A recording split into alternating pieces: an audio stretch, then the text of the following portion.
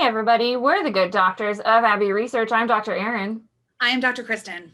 You are so very welcome to our YouTube channel today. We are two PhDs. We have degrees in social science that have taught us the importance of being curious, and that curiosity and empathy are actually superpowers. When we combine them together with our interest in popped and lived culture, we really believe we can work towards more inclusive communities and, kind of change the world in some small and big ways. We're optimistic about it. We do this work on our YouTube channel by talking about popped and lived culture in pretty much any kind of streaming space we can find. We keep adding to the list. We've got things from Tubi now, you guys. But we cover everything from why people care about flags to what do you need to know about the gender pay gap to, why Bucky Barnes is a lesson in trauma recovery from The Falcon and the Winter Soldier. So we run the gamut. We love to talk about these things with each other, but we love to engage with our fantastic viewers and subscribers. So if you are watching this, please make sure that you both click the bell, subscribe to the channel so that you get notified. Give us a thumbs up if you like this stuff, and comment below so we can engage with you as well. This particular video is part of our series on the Colonizers World Tour. Now, we know that word is pretty big and it's not actually talked about a whole heck of a lot, which is one of the reasons that we started this tour. Nearly every country on the planet, save one, has been colonized in some way, shape, or form.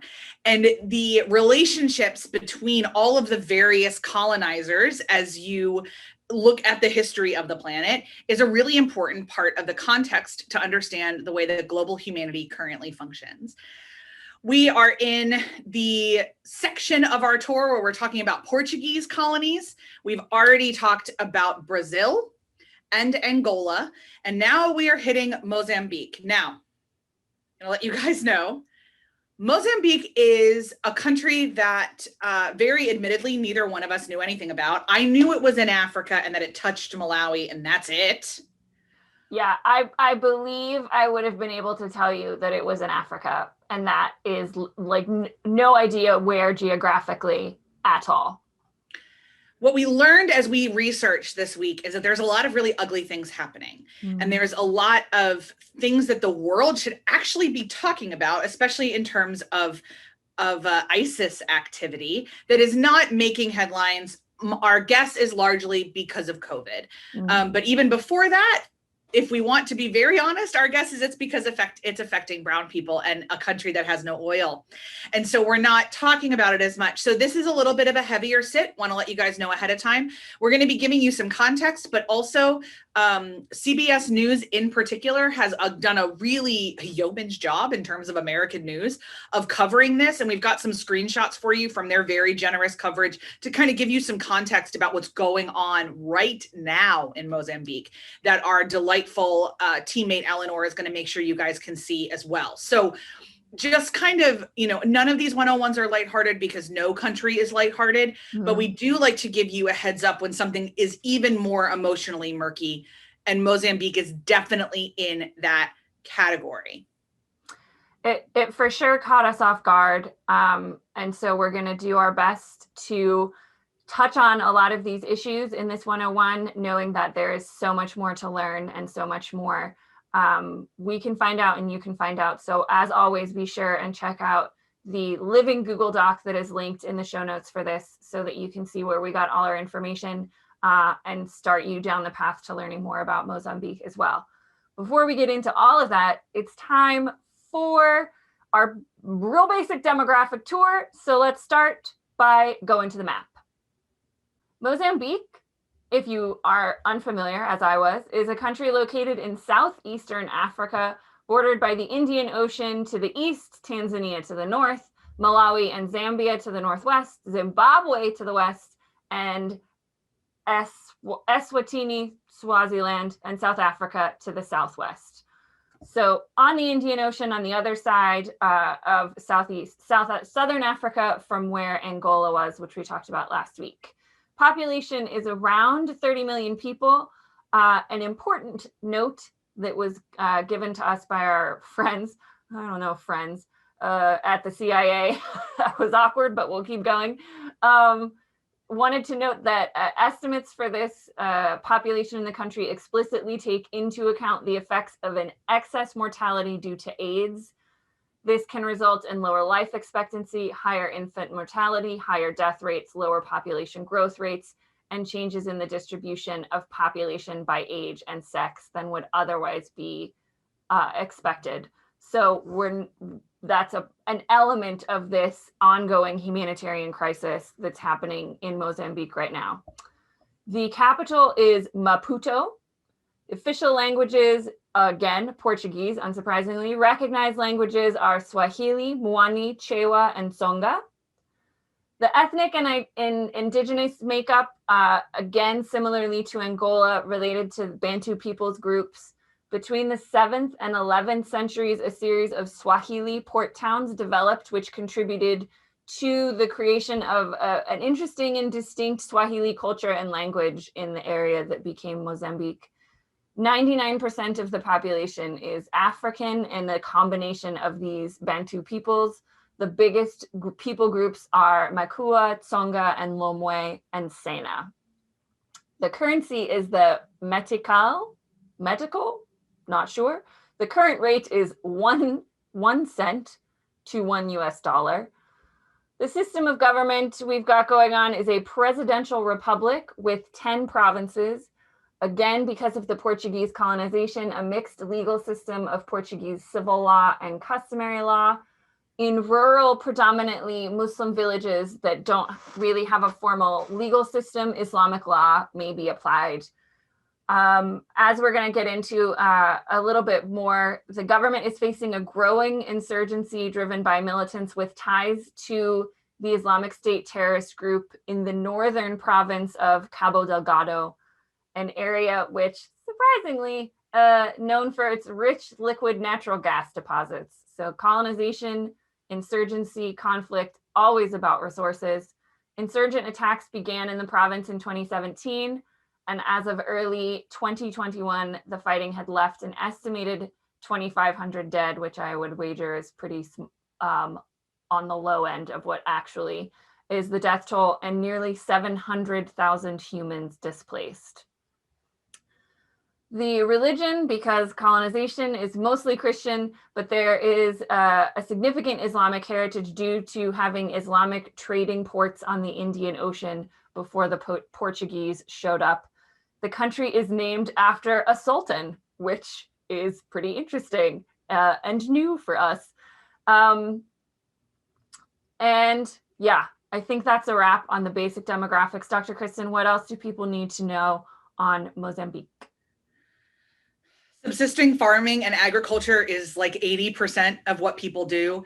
And for anybody who doesn't know the phrase subsistence farming, that means that you don't ever actually make any money. So if you have a bad crop, that's it. Not only do you go hungry, but you have no resources. This is also largely a female-driven part of the economy. And so women have no very limited. I feel pretty comfortable saying, on the whole, no access to control of their own resources as I read about the rest of what's going on.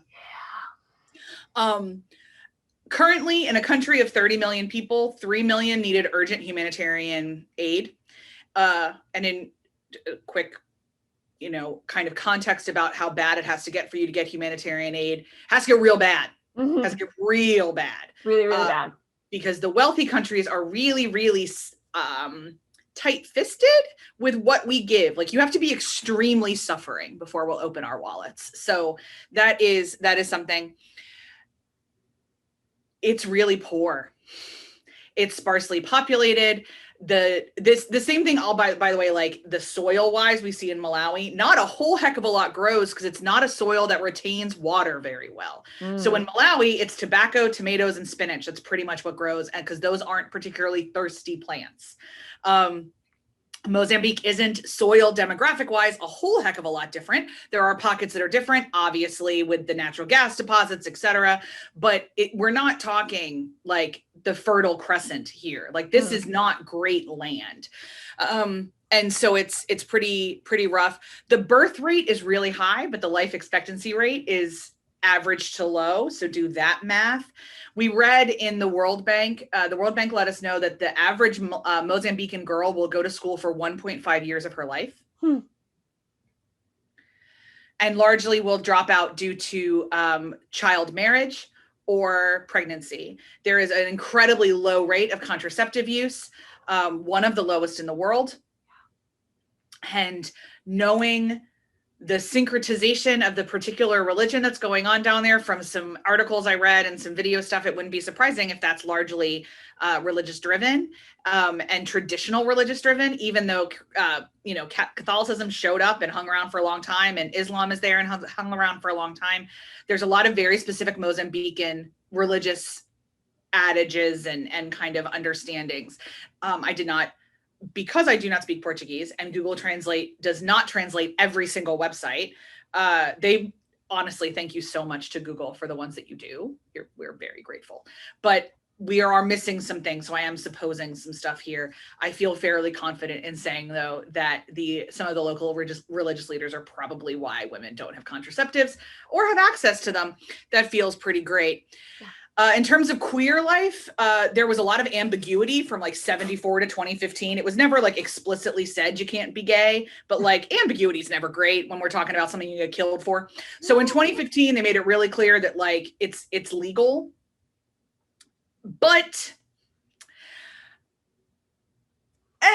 like as you read things and kind of do things, I'm just gonna be real honest. Like I work with a lot of folks from Malawi, and I know and folks from South Africa and folks from Zimbabwe, and I know their kind of cultural understandings of queer life. It would surprise me if Mozambique is wildly different. Entirely possible that it is. I didn't find evidence that it is. There's a lot of skepticism. There's a lot of kind of still stigma baked into the culture. Whether or not you can legally die for it means nothing if you can culturally be harmed for it. Mozambique is not a culture that keeps track of hate crimes. And so, there's, a state that keeps track of legal hate crimes. So there's a lot we don't know. I take a deep breath because now it's time to talk about South Africa. Oh boy. Gird your loins. Someday we're going to talk about South Africa on this channel. And I promise that I will do lots and lots of deep pranayamic breathing to bring my calmest self to the video. I have strong feelings about the apartheid government and about its legacy all over South Africa, Southern Africa, and South Africa. So in 1975, Mozambique got independence because of as you will learn about more next week, the Carnation Revolution, and Portugal just kind of dissolving its fascist stuff overnight. And colonial properties. They were just like, okay, bye. Okay, deuces. The issue is that one of the ways that South Africa apartheid government maintained its power was through deep relationships with white minority governments in its surrounding countries. Very, very strongly with the Portuguese minority government in Mozambique and the minority government in Zimbabwe. Now, if you've heard of Robert Mugabe, not Robert Mundavi, who makes the wines, but Robert Mugabe, who took over Zimbabwe, there's a lot there, and we'll get to that. Mozambique new government run by General Michel, was bad news for the South African government. And they didn't want a Black man in charge. Obviously, if you know anything about apartheid, they needed Mozambique to be unstable. They were not interested in anything else but chaos. Within the Living Google Doc, there is a link to a 1987 documentary made by the Irish state television RTE that is actually an incredible exploration of what life looked like in Mozambique in 1987 and goes into this quite a bit, that the major issue from 1975 until the fall of the apartheid government was that the apartheid government would just send insurgents in to wreak chaos, to make life miserable for Mozambicans, to kill as many Mozambicans as possible. I read some stories of like deliberate aid blockages for aids and food and things where they would just blow up trucks because they could. The South African government deeply needed there to be instability and chaos because they needed to prove to their people that governments run by Black people are chaotic. Mm-hmm. It's what it comes down to. They had So to be able apartheid to government. They had to be able to justify the apartheid regime. Yeah. And one of the ways they did that was the other countries in Africa and kind of showing like, well, these Africans just need us smart white people to rule them. To that. So apartheid falls, as all evil regimes eventually will, because I believe in the arc of justice that the universe is bending to. So apartheid falls. Then at that point there is more stability in Mozambique for sure. There's, some growth.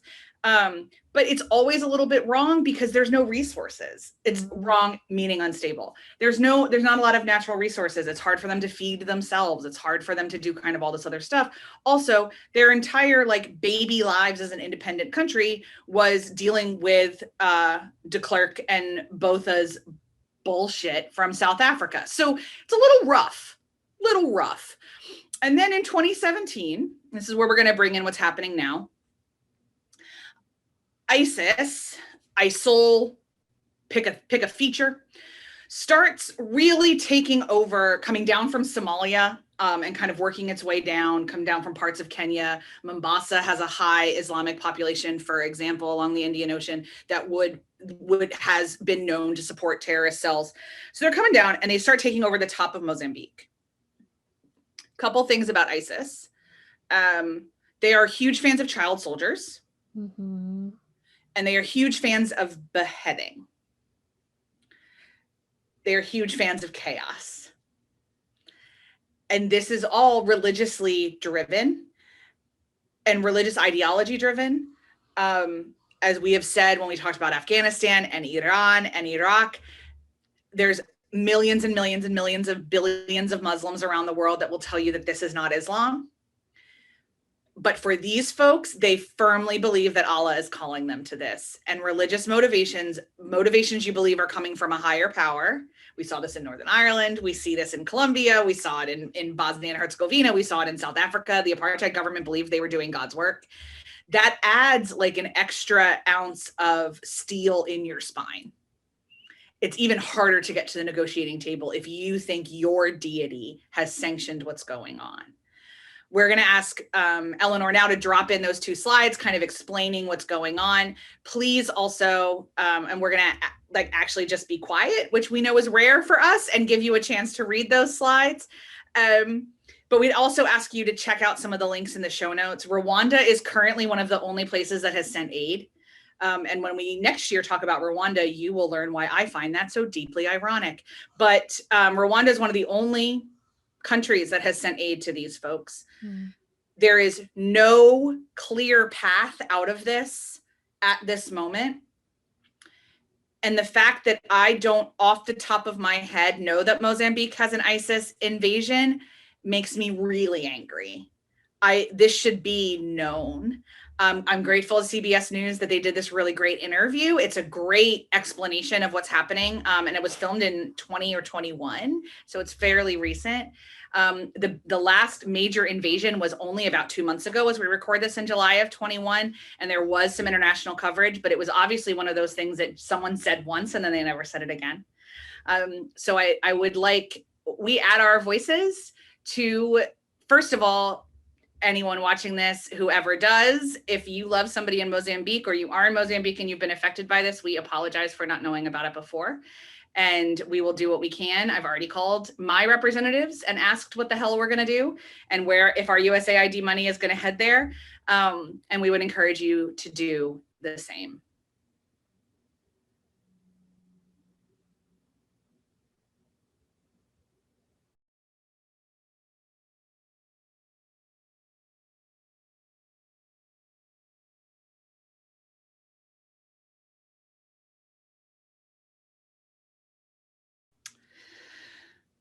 Okay. Like we said, it's ugly and awful. A lot of it is the history of colonialization, and we have to face that up. We have to sit with that and we have to get used to it. We learned a lot about Mozambique because we knew nothing. We were Jon Snow about Mozambique. So in terms of what I learned, I honestly can't get past that children are getting beheaded. and that they're using children to do the beheading. That one just is kind of stuck in my craw. And I was, as much study as I have done about this part of Africa, I was unaware of the deep relationship between the apartheid government and the instability, and Sancho Michel's legacy of being the first president. I think I'm saying his name wrong, but I learned a ton about the era of 1975 to 1984. South Africa also assassinated him, by the way, their first democratically elected president, shot his plane down out of the sky. A very common, how do we sow chaos in Africa, is shoot a president out of the sky. Happened in Rwanda. It was the signal to start the 94 genocide. I was unaware of the deep tentacles of the apartheid government within Mozambique. Yeah, I think it's so interesting because, you know, we've cut our teeth, so to speak, studying conflict. And when you spend 5 years living in Northern Ireland in an academic environment, you meet a lot of people who are studying conflict all around the world. And we have friends and colleagues who are experts in the apartheid regime, in Israel and Palestine, in all of these other conflict zones. But I think as you were talking about it, because I hadn't heard about the relationship really with the apartheid government to other parts of Southern Africa, you know, Mozambique notwithstanding, like any of it, I hadn't heard about. I think when we study a conflict zone, or when we hear about a conflict zone, the apartheid regime was so awful internally within South African borders that we tend to over focus on that conflict. And, you know, it was horrific. And Black folks in South Africa were oppressed and subjugated and murdered, and all under the justification of this racist state. But I think once you zero your focus in on something like that on a small scale, on an internal scale, it becomes difficult to look at the external and ask those kinds of questions. So I think it's something going forward that we're definitely going to be more intentional about asking those questions when we come across conflict zones, and things of that nature. Yeah, this was a difficult one for both Dr. Kristen and I, especially given how much we learned about the rise of ISIS and Islamic terrorism and the relationship in the Middle East when we spent some time there in Iran and Afghanistan and Saudi Arabia, and kind of the machinations of all of that. For what I learned, I went towards the positive route. It was a harrowing couple of days watching all these videos about Mozambique, but I managed to find 2 videos about the Gorongosa National Park. And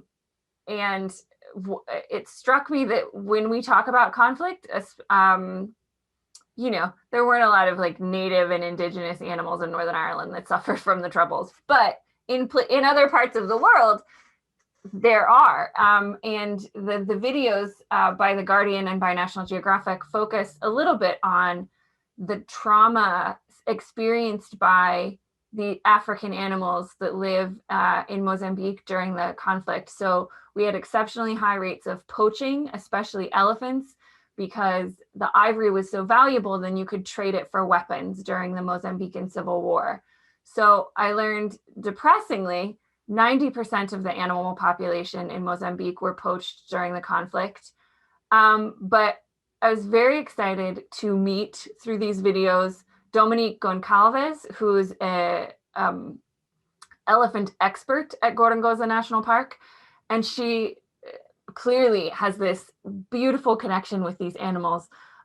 She said in the National Geographic one, the biggest thing that connects me to elephants is their empathy, which I thought was such a beautiful sentiment. She talks about how they are survivors of conflict and war. They have been traumatized. She works at this national park where they're afraid of humans. And so they're trying to preserve and protect these animals, but the animals won't come near them because they're so afraid of humans because they were poached for 30 years. But she also is very intentional. We talked about the exceptionally, like, I can't even say low, like the abysmal rate of education for girls in Mozambique. Dominique has taken her position as a woman working in ecology to, you know, work with the girls club in the local area and bring in girls and help teach them about elephants and education. In a couple of the videos, we meet also women rangers, park rangers, and like they talk about their gender and being a ranger and all this kind of stuff. So it was really cool kind of way. After I watched those 2 videos, I'm like, I'm stopping on Mozambique so that I can end in this place where we are reminded that human beings are exceptionally complicated, but have a lot of potential for really good things. And so that was the thing that I learned that I was most excited about. It looks like a gorgeous national park. Oh my God, Mozambique looks like such a beautiful place in the world. So I hope they find success with helping those animals stay alive and thrive, and educating young girls in Mozambique in the process. Yeah. Y'all. Yeah. Yeah, we have Mozambique was a lot, y'all.